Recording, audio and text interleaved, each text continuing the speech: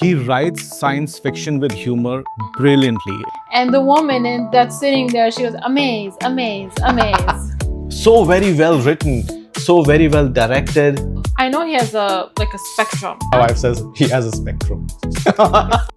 Exactly the way they've shown in this movie. Well, Riff reminds me of you a little bit. Like rough on the outside, teddy bear on the inside.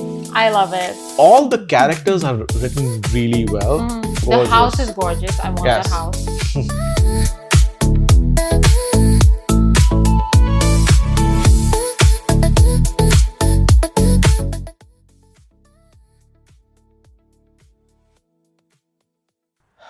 So, was last week?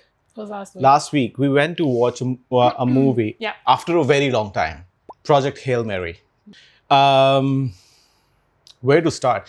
Okay, first off, it's based on a book written by Andy Weir? Weir. Weir. Weir. Sorry, Andy. Sorry, Andy. Andy Weir. But love the movie. Love the movie. It's based on his book, so Yeah. he must have written it. Like, he writes science fiction with humor brilliantly. His previous work was Martian, which was also adapted into a movie. Yeah. Another brilliant movie, but this was an experience, man. And trust me, this will be full of spoilers. So if you guys have not watched it, this is not for you. I'm guessing a lot of people have already watched it. So Yeah, because even when we came, when was the movie released? I would say 3 weeks ago. Yeah. So for sure. Something like that, I've seen right? this. Yeah. And we only watched it like 1 week into the launch, into the premiere. Launch So here, so we don't know also worldwide. correct. I mean, it's such a phenomena. I think a lot of people have watched it. So before getting into the movie itself, let's talk about the cast, Yeah. the directors, everything, right? Andy Weir, we've already spoken about him. Amazing concept. You would never think of something like that. Now, I think it comes from his background as well, right? He comes from a family of scientists, literally, right? Okay, so it's his terrain. It's his terrain. And he himself, I think, was a software engineer. Okay. I could be wrong, but I think he worked in software for some part of his life, early part of his life. His mother was an electrical engineer, father was a physicist. So, it runs in the family. And Yeah. plus he is very inspired by science fiction. He used to, it says that he used to really enjoy Arthur C. Clarke and Isaac Asimov, their work. Let's speak about the cast, right? Yeah, so we have in the lead Ryan Gosling. Mm-hmm. I don't think this would be like something expected from him. I mean, to play a guy who would go into space and stuff like that. He has done heavy movies before, and he's done goofy movies. Like Yes. he did the. So when you were saying, I cannot imagine him in this role, I was like, he is perfect for this role. Because I didn't really. He does goofy stuff really but well. I didn't know that the tone of the movie was gonna be like that level of goofy. Like, okay, maybe like a moment here and there. But then again, like him, put in space, and I don't know. I'm not saying I was skeptical about it, but just on the first thought of imagining him in a role like that, I would not have expected it. But Like a he- scientist. Yeah. He was a heartthrob. He played a heartthrob. Okay, he played like action guys. He did Blade Runner. Like he, I know he did like more heavier roles. So I know he has a spectrum that he can go through. But combining like all of My that, wife says he has a spectrum. a scale of stuff. Yes. But- yes, my love. How he combined all of it in this role so nicely, and it felt so genuine to Yeah. this guy that you actually, you're rooting for him. Then you feel his pain, like when there's obstacles, and the way they kind of put this mission on him when they revealed that part, you do also feel this pain for him and this anger for him. At least I did. Right. No, yeah. You know? Yeah. I do agree. Like, it was unusual seeing him as a scientist. 1000%. But he carried it so well. Yeah, he was really good. So well. Like, of course, he's a teacher in the movie. He's a teacher in a high school, right? Or elementary? Something. Elementary, I believe. But he's a scientist through and through, and he's written stuff which actually engages the scientific community to bring him on board on this mission, because he knows about that specific what was he talking about? Sorry, I'm forgetting. What was he? I was always bad at science. Never liked it. No, he had written a theory. I remember he'd written a theory that basically kind of happened to be against. Wrong, I think. No. It was against something. That he was kind of. It was banned from the science. Not banned, but like he was shunned upon. Basically, so that's how he decided to. Yeah, teach. Because he was against, or he wrote something different from mainstream scientific thought. No, he was saying that you don't need oxygen. It was something like a planet doesn't need an oxygen to survive. Or water to survive. Or water. Something water. Like that. It's water to survive. Water to survive. Yes. Like, it was very, like, scandalous opinion that he was sharing. So he was, as you said, shunned. Right. So he decided just to be a teacher. He was, like, done with all of this. He was like, yeah, I don't care. Yeah. Plus, also, the way they've shown him as a person, he's also very, I wouldn't say against humanity, but he's not like your typical, everyday guy who's going to mingle with people, create relationships, and have like a social life. He is not like I wouldn't say he's a loner, but he likes to live alone or something like that. So there's a layer of that as well. Okay, before we get into the story of, let's talk about the cast. So Ryan Gosling is in it, and he's amazing. The second lead, I would say, besides Rocky, and we'll come to Rocky. Rocky is amazing. Amaze. There was a clip, actually, I think, because there's now some mission happening, right? They launched some people into space. Artemis, yes. So there was a conversation between the rocket, spaceship, whatever it is, with Houston. Okay. And they were giving like a report of how is things going and la la la. So the astronaut is saying to Houston, and the woman that's sitting there, she goes, amaze. So now it's a catchphrase now. It's a cultural phenomenon, the whole thing. So we'll get into Rocky, but the second lead, per se, who's a scientist leading the whole mission, is played by Sandra Hüller. Pardon me if I didn't get the last name properly. She plays Eva Straat from Eastern Germany. She has her own story as well. She's very direct in your face. She knows what she wants, and she does not hesitate to get it. Very German. She knows what she wants. And she will not hesitate to get what she wants. Because that's exactly what she does with Ryan later on. Very complex character as well, again, because she has nothing but the whole humanity's goodwill at heart. Survival, yeah. Yeah, she wants the human race to survive through this. But you can tell she's also a little bit conflicted with what it actually entails for that to happen, which is him going on a mission and not just all of them are not coming back. Not just that. So you're right. She's very conflicted in the fact that these astronauts who are going to go on this mission, they will never come back. Although the astronauts, they are also scientists.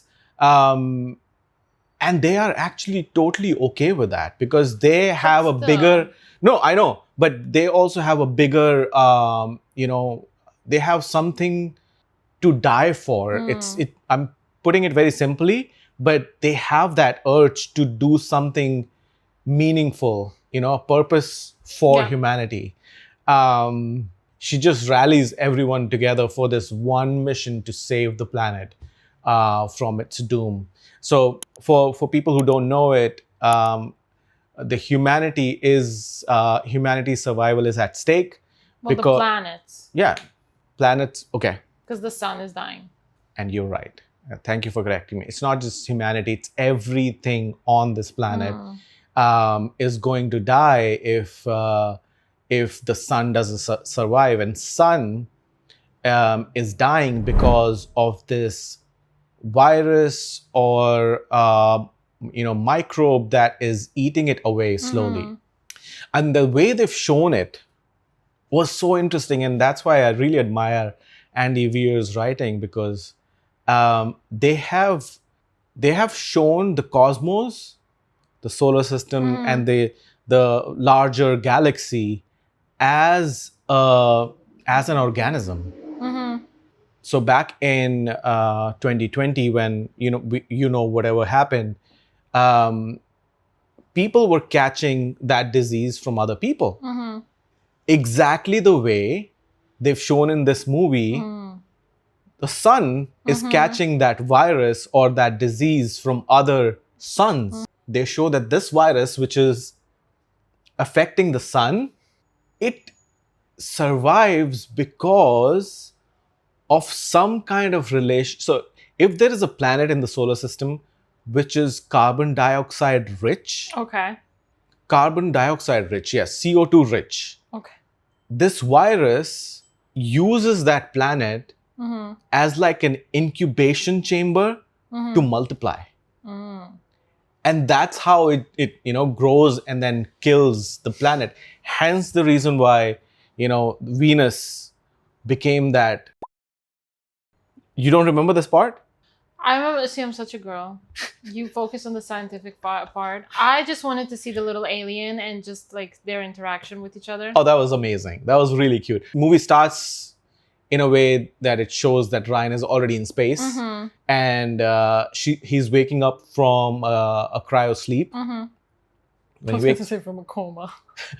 But he was in induced coma, I believe. Basically, yeah. Yeah. So he wakes up from cryo sleep, and he realizes that his fellow astronauts have died. Yeah. That is quite a reality when you're traveling in space, and you don't have trusted technology. They're using this technology for the very first time, and then he reaches a certain sun. But he doesn't. But if you also remember, he doesn't remember how he got there. Oh yeah. He is also unsure. Like, why am I here? Oh yeah. What is happening? Oh yeah. Like, how much time has passed? Right. Because he realized that he was in a sleep. Right. So it's not like he's fully aware. Yeah, you're right. And then he reaches this point in the galaxy. This sun, in the galaxy, the only sun, right, mind you, which has not contracted this disease. So he's reached there. I think it's around 11 light years away from Earth. Comes up against this ship, which is weirdly manufactured. Like it's wires. To me, it looks it's like just wires in space. Yeah, you're right. And that's when he encounters Rocky. Right? He comes across an alien. Rocky, mind you, is made up of rock. Or something that really resembles a rock. Right. A sentient rock. And Rocky is just adorable, man. Yeah. He's amazing.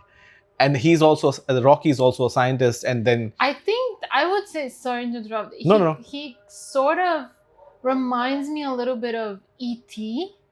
How they made E.T. of also like clumsy and goofy and like curious about things. He's not clumsy though. Rocky is very precise.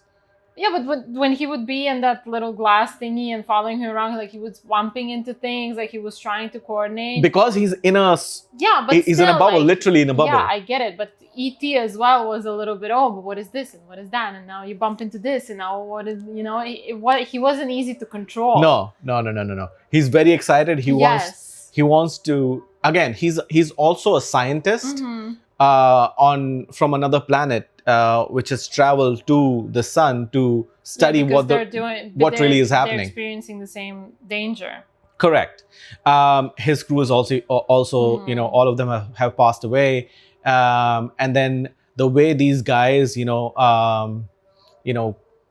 work together to find a cure for this disease that these stars are contracting, is just, that journey is brilliant. The whole thing is absolutely amazing. And that's when you realize that Ryan, who's not been able to find a friend, a partner, a family, people to, rely on Earth, has finally found a friend from a totally different planet.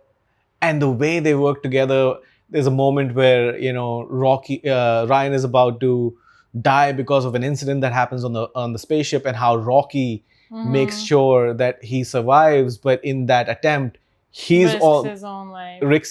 And he's almost about to die, and he's on. I almost cried, man. Man, that's why the movie is done so nicely. The little dude cannot die. I was like, I hope he doesn't die. So very well written, so very well directed. It has humor, it has drama, it has emotion, it has that angst of what's going to happen. Just all in all, it was just amazing. There were even clips on Instagram of there was a clip of, I think it was a group of girls, and the caption was, the woman is in tears and she's like, how am I reacting to a movie about a guy who befriended a rock? So very well done. You're actually rooting for Rocky. Yeah. Right at one point. Especially when he says, for me, the most endearing moment was when he was telling Ryan about his planet, how it works and everything, and he told him about his, wife, partner, whatever. Family, yes. Yeah, and he was like, and how long have you two been together? And he says, I don't know what amount of years or whatever. And Ryan says, oh, well, that's a very long time. And Rocky says, it's not enough. And I was like, oh. Yeah, very, Rocky was this very lovable character. Of course, voiced by James Ortiz. Mr. James Ortiz. With fabulous hair. With gorgeous hair. Most fabulous hair I've seen. And I would love his hair routine. That would be nice. Those waves are, woo. But yeah, man, it was such an experience. Like I said, after such a long time, we went to the movies. Yeah. Double thumbs up, A-okay. All the stars are not enough. This was a beautiful movie. And so we've started watching this show. It's an old show. Yeah, we're kind of late to the game, but... Yeah, Yellowstone. Amazing show. I use the word amazing quite a bit, don't I? But it is amazing. It is really nice. It's really good, yeah. 4 seasons. We're into the 3rd season. We just started, the 3rd season. Yeah, we're navigating. So we don't know the whole thing. Yeah, we're navigating through it. So we can only say comment on what we've seen so far. Yeah. We love Rip, right? Rip is Rip reminds me of you a little bit. No, come on. Rough on the outside, teddy bear on the inside. I love it. Rip, we love Rip. Yes. We like Beth. See, I love Beth with Rip. The two of them together, I love. I would not want to interact with her one-on-one. She is... it's a lot. I like her strength. I like the boss woman and no bull. Yeah. Whatever. Yeah. Okay. So for before we get into all of that, yeah, for the people who are watching, Yellowstone is a series on at least we are watching on Netflix. It was maybe on Peacock back in the day. Aired in 2018 and has 4 seasons. It stars Kevin Costner. Beth is played by Kelly Reilly. Done a fantastic job. I've seen her in other movies as well, like Sherlock Holmes, Flight. She was also in the most depressing movie ever, Eden Lake. If you want to, if you're very happy and cheerful about your life and you want a little bit of depression, watch that movie. Then Rip is played by Cole Hauser. We were both surprised that he's worked in so many good movies. Like, he's in Too Fast, Too Furious. No, are you kidding me? It's the same person because he looks so much different. Yeah, I genuinely thought I've seen Cole in Yellowstone for the very first time. I've never seen this guy before.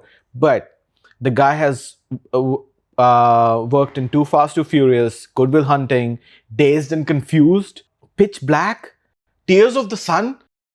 Like, he's in all of these movies. I don't know. I don't want to say what I wanted to say, but okay. He is amazing as Rip. Wheeler. Then we have Luke Grimes in this playing Casey. Okay. And then Kelsey as Billy is playing Monica. And then Wes Bentley, who we've seen in Interstellar as well, is playing Jamie Dutton. So it's about this rancher's family and this rancher's life. The rancher is played by Kevin Costner. His name is John Dutton. He has in the beginning has 4 kids. One of them passes away in the first season itself. Left with 3 kids, 2 boys, 1 daughter. Daughter is played by Kelly Reilly. Her name is Beth. Luke Grimes plays Casey, and then Wes Bentley plays Jamie. There you go. Now we can start with who we like, who we don't like. All the characters are written really well. So the show is written, directed, I think produced also by this gentleman named Taylor Sheridan. And you would see him in certain scenes during the show as well. Oh, really? I'll remind you. Remember when they were doing this game with the horses? Well, they would charge with the horse and ask it to. The guy who does the bet with what's his face? Jimmy. With Jimmy. Oh, really? Yes. Okay. That's the guy that was talking to Rip, and they were like joking, "Don't take his money. I feel bad," and this and the other. Then Rip is like, "No, you should take his money if he's stupid enough." That's him. Oh, okay. That's Taylor Sheridan. He's the one who's written it. Of course, I think directed and produced as well. And Kevin Costner is also, I think, involved. I believe, yeah. So there's a lot of controversy involving Yellowstone as well. And maybe we'll speak about it in a later episode once we've finished watching the whole thing. There was a falling out between Kevin Costner and Taylor Sheridan. Oh. Watch this space. We'll speak about this later on. But for now, amazing show. It's captured the essence of cowboy life very nicely. Yeah, I mean, I obviously don't know anything about ranches, but if it looks really legitimate that this is, their day-to-day and the stuff they need to do. And okay, the rodeos I know, that I've seen, that's actually happens in the US and everything, and then the barrel, whatever. But the ranch itself alone, like I don't know what it takes, but it's very well presented. It looks, and even like all the characters and actors, they really look like they know what they're doing. Right. Like they've done this before. So yeah, very good. Yeah. I mean, what I can say is before watching the show, I wasn't really aware that, people in US, individuals in US, actually own big swaths of land.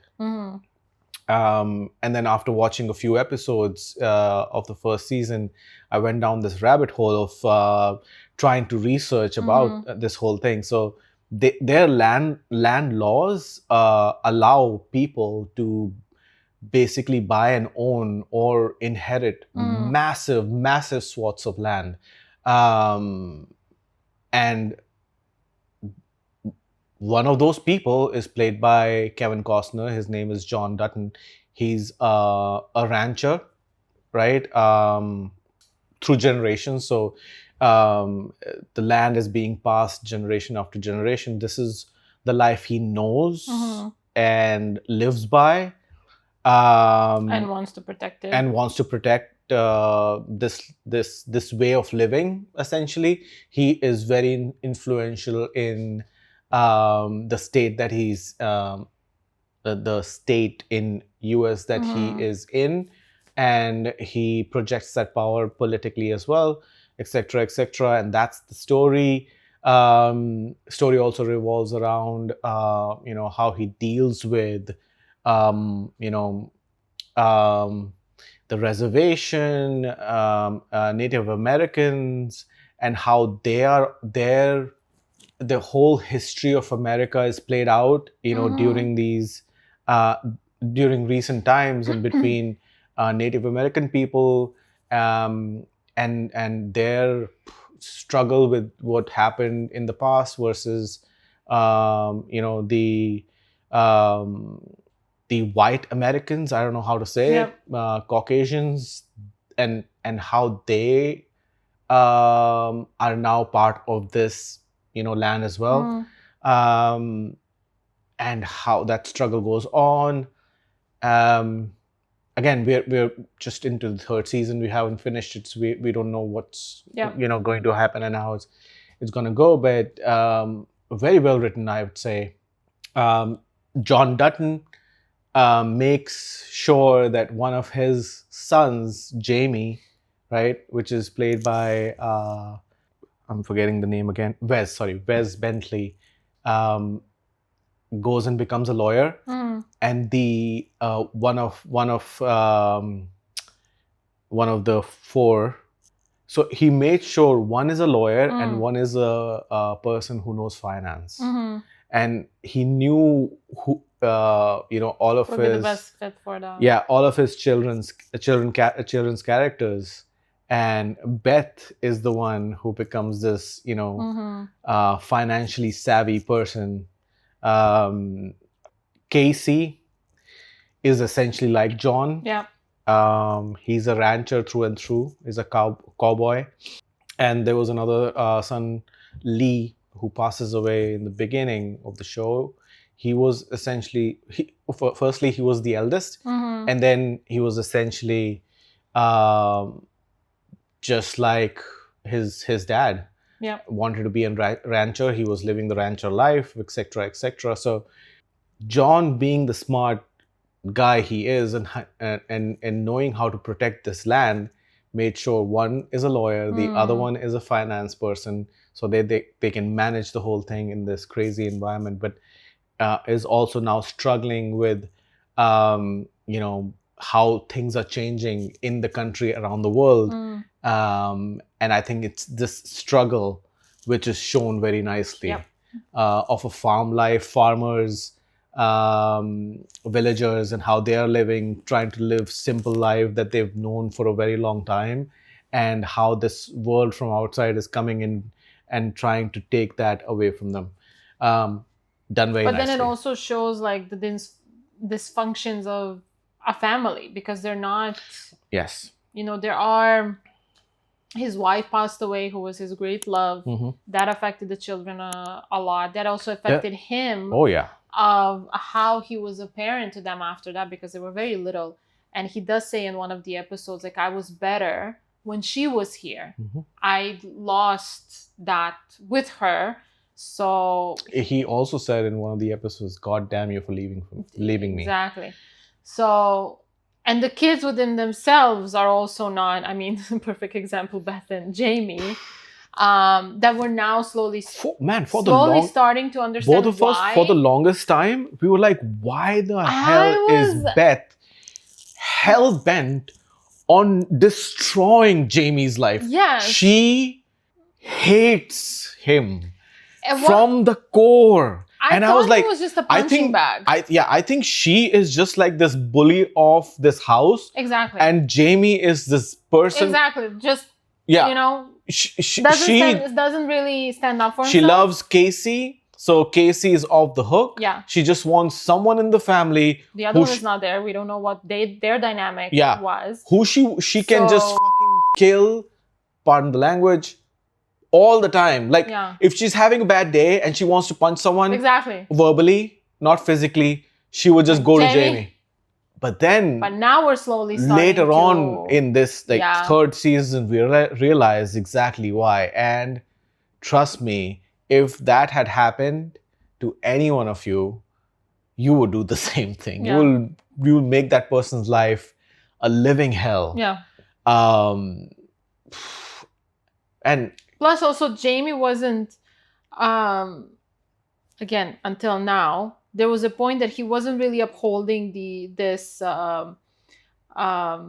unity of the family, of protecting the land and everything, because he spoke about John and revealed certain things, where Beth was then even more of like begging John, just let me go full on him, and I can you know. Right. So because if you look, there's an aspect of loyalty. There's an aspect of loyalty, but there's also an aspect of ambition. Jamie has ambition, but he also has this strain of him of like, I will do whatever it takes to get it. But I think his ambition is very, yes, he's ambitious, but he's ambitious only for himself. Exactly. He's not ambitious for his family. No, that's what I'm saying. He's ambitious for himself, and whatever he needs to do it, he will do it. You can see he's hungry for power. We can see that very plainly. When you remove power from him, he's like a little puppy, right? Not you can kick him, he's pathetic. You can then, he is pathetic. He will crawl. Mm-hmm. And now we see him getting the role of Attorney General. Oh, now he's all like, I'm the big boss, and you're gonna listen to me now. It's very well written. It's very layered. There are a number of things happen. Like you get involved in the world. It's not a very simple writing. It's a very layered writing. Mm-hmm. How the politics is playing, how this world is coming around and trying to take this life from these people. Mm-hmm. The rancher's life itself, a cowboy's life itself, and how that looks. Yeah. That's portrayed very nicely. How simple people live. Mm-hmm. Also is portrayed very nicely. Like people, in these areas still live by honor, their word, loyalty, and all of those things still really matter. Like if you do wrong by someone, you can expect, something similar happening to you, very But easily. I really like how they also incorporated. Because if you look at it, Casey, out of all of them, is in a very specific situation because he is married to a Native American. His son is half Native American. And he also has this obviously connection to the ranch, to his family, to everything. But he has also seen how all of that is affecting the other side. Mm-hmm.